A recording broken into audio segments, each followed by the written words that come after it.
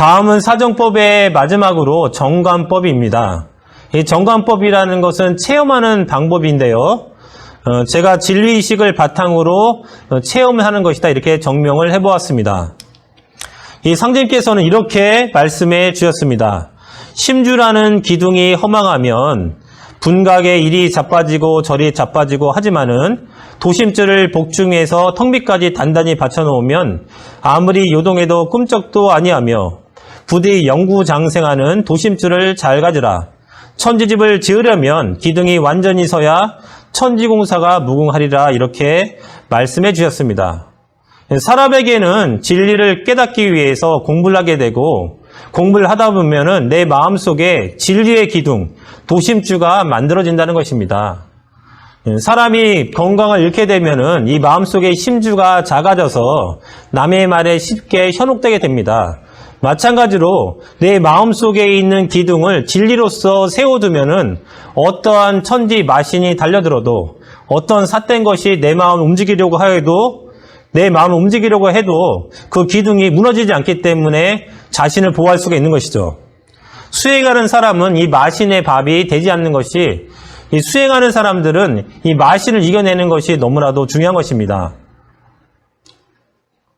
서두에 정공수행의 원리를 정기신의 원리라고 말씀드렸습니다. 수행 과정을 통해서 정이 축적되고 넘치게 되면 기로서 화하게 되고, 기가 극치에 가면은 신도를 체험해서 깨달음을 얻는 것이 바로 정공수행의 원리입니다. 이 정이라는 것은 너무나도 우리 중요한 것이죠. 정기가 약하면은 사람은 쉽게 병들게 되고, 또 마신의 유혹에 쉽게 빠지기 때문에 자기의 생명을 보존할 수가 없습니다. 수행을 통해서 정이 축적되고 넘치게 되면은 기단이 열리면서 기가 확장되게 됩니다. 이때 사람은 기가 확장되면서 의지가 생기게 됩니다. 그러니까 정기가 굳건하지 않으면 사람의 의지를 갖지 못하는 것이죠. 건강하지 못한 사람이 의지가 생기지 않지 않습니까? 그런 것입니다. 그래서 기단이 열리고 또 극치에 다다르게 되면 신단이 열리면서 우리는 체험의 세계로 들어가게 되는 것이죠. 이 체험의 원리는 간단한데요. 자연의 원리에서도 뜨거운 기운은 위로 올라가고 차가운 기운은 밑으로 내려가면서 이 차가운 기운과 뜨거운 기운이 서로 순환하는 것을 알 수가 있습니다. 마찬가지로 인체에서도 사람은 평소에 나쁜 것에 많이 노출되어 있기 때문에 그 기운이 불기운이 되어서 위로 올라가고, 반대로 차가운 기운은 밑으로 내려가면서 그 시간에 따라서, 몸의 현상에 따라서 순환하게 됩니다. 차가운 기운이 밑으로 내려가고 뜨거운 기운이 위로 올라가게 되면은 머리에는 스트레스가 쌓이게 되고 손발은 차갑게 되면서 몸의 건강은 해롭게 됩니다. 그런데 수행을 하게 되면은 이 뜨거운 불기운은 아래로 내려가게 하고 이 차가운 물기운은 위로 순환하게 해서 몸의 균형을 이뤄주게 됩니다. 이것을 수승 화강이라고 하는 것이죠. 이 수승 화강의 과정 속에서 아까 말한 것처럼 인당에서 광명 현상이 일어나게 되는 것입니다. 이 수승 화강이 일어나면은 손발은 따뜻하게 되고 머리는 시원해져서 인간은 건강하게 되는 것이죠. 이 수승 화강이 되지 않으면 전기 축장도 잘 되지가 않는 것입니다. 그렇기 때문에 호흡을 정확히 하고 주문을 바르게 하고 집중을 바르게 하고 또 자세를 바르게 잡았을 때 내 몸에서는 그 결과물로서 수승화강이 일어나고 그 과정의 끝에서 전기가 축장되게 되는 것이죠. 전기가 축장되게 되면은 전기신의 원리에 따라 우리는 신도 세계를 체험하게 됩니다. 어떤 사람은 자연을 보는 사람이 있고, 어떤 사람은 광명 현상만을 보는 사람이 있고, 어떤 사람은 또 조상님을 보는, 어떤 사람은 조상님을 보는 사람이 있고, 다양한 체험을 하게 됩니다. 이 체험의 원리는 이렇습니다. 우리의 어떤 인간이 갖고 있는 파동과 신도 세계의 신명들이 갖고 있는 파동이 다른 것이죠. 인간보다 신명의 파동이 높기 때문에 내가 정성스럽게 주문을 읽다 보면은 어느새 나도 모르게 나의 파동이 더 높아지면서 신명의 파동과 하나 되었을 때 우리는 비로소 신명세계, 신도세계를 체험하게 되는 것입니다. 흔히 제삿날에 개가 오시는 조상님을 보고 짖는 것을 보면은 개의 파동이 인간의 파동과 약간 다르다는 것을 알 수가 있는 것이죠. 우리가 수행을 할 때 다시 한번 중요한 점과 주의할 점을 알아보도록 하겠습니다. 중요한 점은 첫 번째가 집중을 하는 것입니다. 소리에 집중하고 호흡에 집중을 해서 결과적으로는 잡념을 끊어버리는 것이죠. 이 집중을 정확히 할 때 정기 축장을 많이 할 수가 있는 것입니다. 두 번째가 호흡입니다.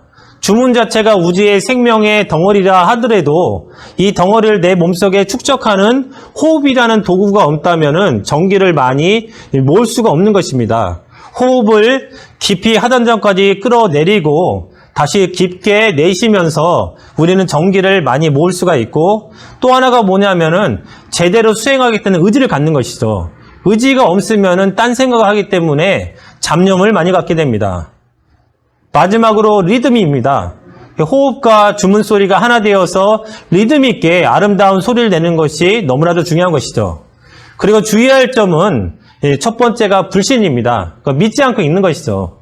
믿지 않으면 기가 발동하지 않기 때문에 신도를 체험할 수가 없는 것이죠. 두 번째가 설독입니다. 딴 생각을 하면서 주문을 읽는 거예요. 딴 생각을 하니까 어떻습니까?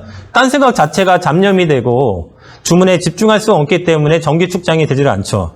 세 번째가 집착입니다. 이 집착이라는 건 무엇입니까? 한번 체험을 했는데 또 하고 싶은 거예요.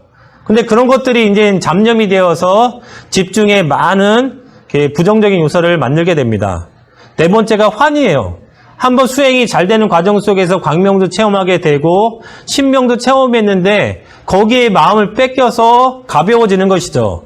이러면 그것 자체가 또 잡념이 되어서 집중력이 깨지고 체험하던 것이 없어지게 되는 것입니다. 그리고 마지막으로 다섯 번째가 욕속입니다.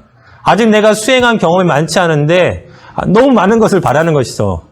그러니까 수행이라는 것도 일종의 구력이 필요해서 정기가 이제 축적되는 시간이 필요한 거죠.